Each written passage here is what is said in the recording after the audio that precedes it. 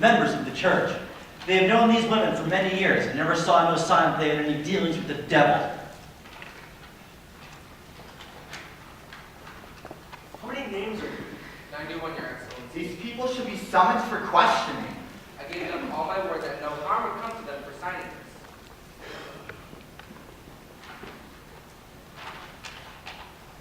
This is a clear attack upon the court. Is every defense an attack upon this court? Can no one... All innocent and Christian people are happy for the courts in Salem.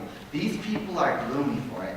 And I think you would want to know from each and every one of them what discontents them with you.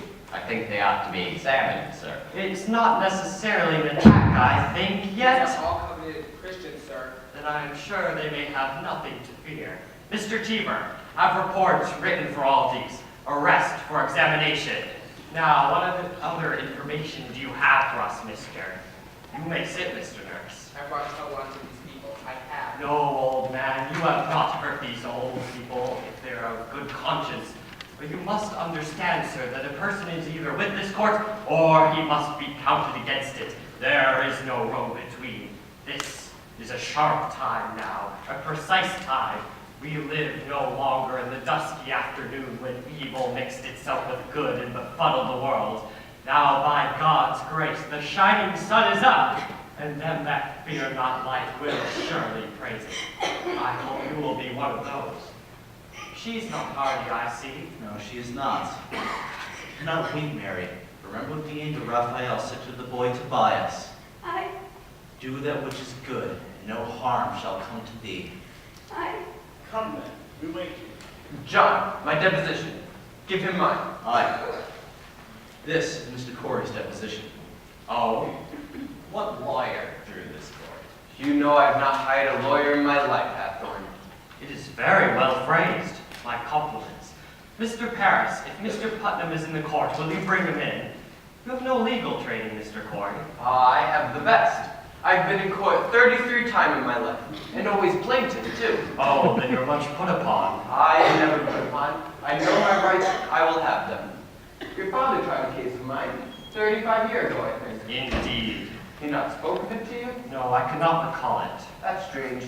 He gave me £9 damages. Was a fair judge, your father.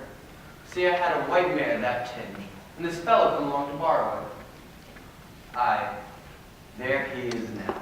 Mr. Putnam, I have here an accusation by Mr. Corey against you. He states that you coldly prompted your daughter to cry witchery upon George Jacobs and is now in jail. It is a lie. Mr. Putnam, state your charge is a lie. What say you, sir? A fart on Thomas Putnam. That's what I say to that. What proof do you submit for your charge, sir? My proof is there. If Jacobs hangs for a witch, he forfeits his property. That's law. And there's none other than Putnam with the coin to buy so great a piece. He's killing his neighbors for their land. What proof, sir? Proof! The proof is there. I have it from an honest man who heard Putnam say the day his daughter cried out on Jacobs in court. And the name of this man? What name? The man who gave you this information. I cannot give you his name. And why not? You know well why not. He'll lie in jail if I give you his name. This is contempt of the court, Mr. Danforth. You will surely tell us the name. I cannot. I've mentioned my wife's name once and I'll burn in hell long enough for that.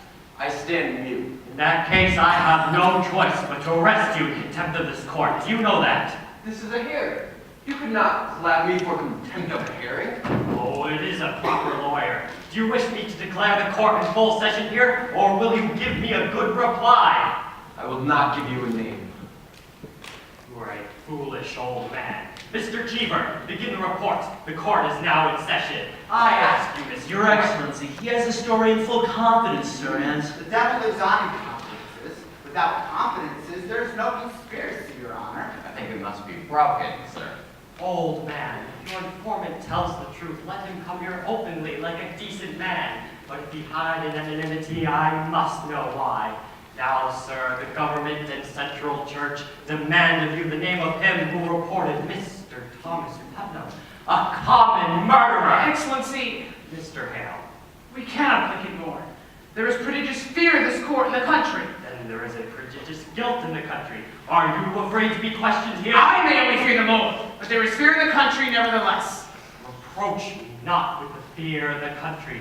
There is fear in the country because there is a moving plot to topple Christ in the country. But it does not follow that everyone accused is a part of it. No uncorrupted man may fear this court, Mr. Hale.